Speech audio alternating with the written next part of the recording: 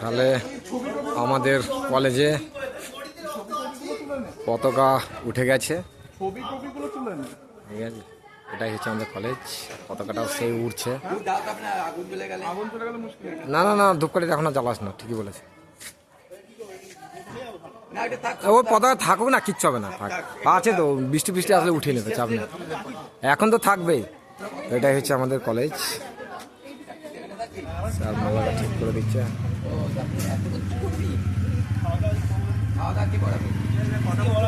ওরা সব নিজেদের হ্যাঁ হ্যাঁ হ্যাঁ অবশ্যই। না না ওইটা নিয়ে চাও তুমি।